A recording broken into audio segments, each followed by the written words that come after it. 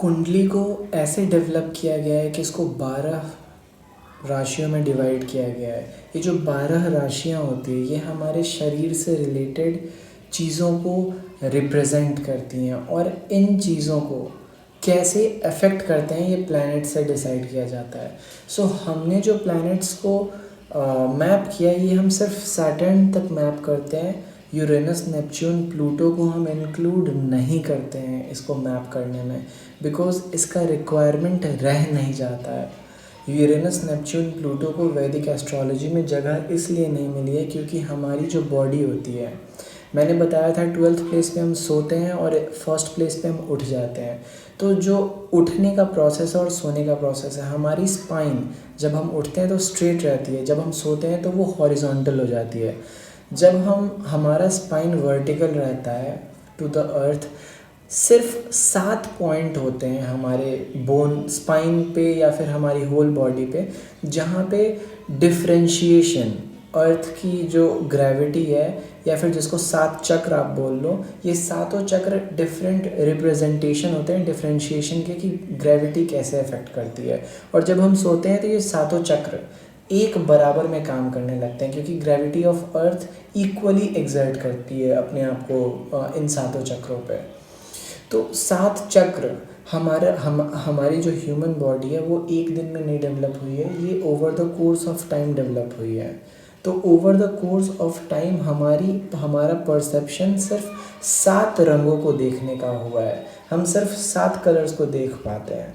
तो जो हमारे जो ऋषि मुनि हैं, इन्होंने इस बात पे सहमति दी है और इस बात को क्लैरिफाई किया है कि जो कुंडली है इससे सिर्फ ये 7 चीज़ें ही देखी, 7 रंग और ये जो हमारे शरीर के 7 चक्र हैं, इन्हीं सातों पे इफ़ेक्ट पड़ता है। देयर इज़ नो 8, 9, 10, ये 3 जो यूरेनस, नेपच्यून, प्लूटो हैं, इनकी ज़रूरत नहीं रह जाती है।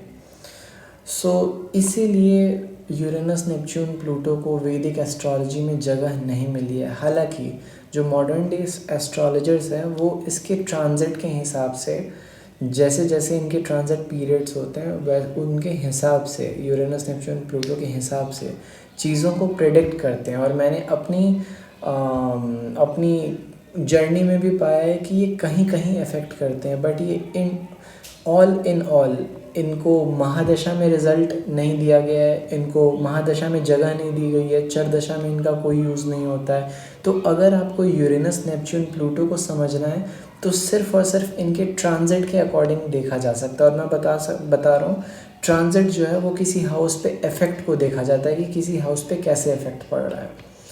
सो यूरेनस, नेपच्यून, प्लूटो को वैदिक एस्ट्रोलॉजी में जगह नहीं मिली है, लेकिन मॉडर्न एस्ट्रोलॉजी में इसके ट्रांजिट को एनालाइज किया जाता है फॉर रिजल्ट्स। किसी हाउस पे इफ़ेक्ट देखने को एनालाइज करना बहुत इंपॉर्टेंट बन जाता है यूरेनस, नेपच्यून और प्लूटो को। इन तीनों के इंटरप्रिटेशंस डिफरेंट हैं, बट मैं फिर कहूँगा कि इनके इंटरप्रिटेशंस में अभी डेवलपमेंट बाकी है। और जितने भी लोग हैं जो अपने प्रेडिक्शंस में इन तीनों प्लैनेट्स को कंसिडर करते हैं, अगर वो महादशा में कंसिडर कर रहे हैं वो कभी रिजल्ट बियर नहीं करेंगे क्योंकि महादशा का सिस्टम ही पूरा अलग है। दूसरी बात, यूरेनस, नेपच्यून, प्लूटो को किसी भी हाउस का, किसी भी राशि का लॉर्डशिप नहीं मिला हुआ है। हमारे जो वीक सिस्टम है, जो हमने साप्ताहिक डिवीज़न किया है, ये इसको वार कहते हैं हम हिंदी में।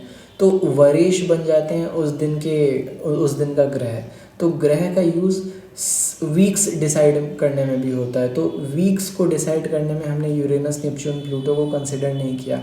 और सिर्फ हमने ही नहीं, ग्रीक एस्ट्रोलॉजी हो गई, जितने भी मायन कल्चर हो गया, इन जितने भी अदर कल्चर्स हैं उसमें भी यूरेनस, नेपच्यून, प्लूटो को कंसिडर नहीं किया जाता है वीक को कैलकुलेट करने के लिए। एक सप्ताह को कैलकुलेट करने के लिए हमें प्लैनेट्स की रिक्वायरमेंट, प्लैनेट्स के मोशन के अकॉर्डिंग पता चलता है कि किस प्लैनेट का किस